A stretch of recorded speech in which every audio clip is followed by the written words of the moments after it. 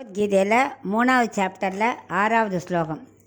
கர்மேந்திரியாணி சம்யம்ய யயாஸ்தே மனசா ஸ்மரன் இந்திரியார்த்தான் மூடாத்மா மித்யாச்சாரச உச்சியதே. இப்போ இதுக்குள்ளே அர்த்தத்தை பார்க்கலாம். கண்ணன் கர்மயோகம்தான் ஏற்புடையது, ஞான யோகம் நல்ல ஏற்புடையதே இல்லை அப்படின்னு அர்ஜுனன்ட்ட எகெயின் சொல்லிகிட்டே இருக்கார்.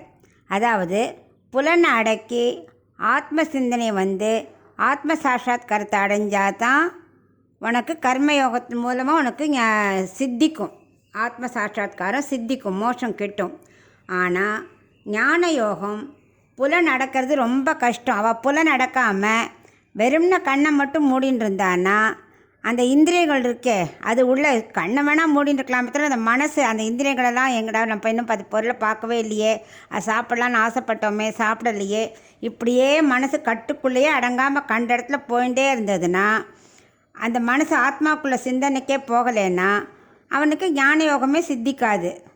அப்புறம் அவன் எப்படி ஆத்ம சாட்சாத்காரத்தை அடைய முடியும்? இதெல்லாம் அவள் ஞான யோகிக்கே கர்மயோகத்தை பண்ணலைன்னா புலனடக்கம் வராது. ஃபஸ்ட்டு கர்மயோகத்தை கடைப்பிடித்து புலன்களை அடக்கி முக்குணங்களையும் நம்ம ஜெயிச்சு ஆத்ம சிந்தனையில் செலுத்தி மனசை ஆத்ம சாட்சாரத்தை கிடைச்சாதான் உனக்கு மோட்சமே சித்திக்கும். இப்படி இந்திரியங்களை அடக்காமல் வெறும் கண்ணை மட்டும் மூடிண்டு நான் ஞானம் பண்ணுறேன், நான் ஞானியாக போகிறேன் அப்படின்னு இருந்தால் இந்த ஆத்மா சொன்னதை கேட்காம சுற்றிகிட்டே இருக்கு இல்லையா, அவளுக்கு ஞான யோகம் சித்திக்கவே சித்திக்காது இல்லையா. அவளுக்கு கண்ணன் என்ன தெரியுமா ஏசுறார்? பொய்யொழுக்கம் உள்ளவா அப்படின்னு இந்த ஸ்லோகத்தில் அவனை ஏசுறார். ஏசிட்டு அதனால் அர்ஜுனா கர்மயோகத்தை நீ விடாமல் செய் அப்படிங்கிறார்.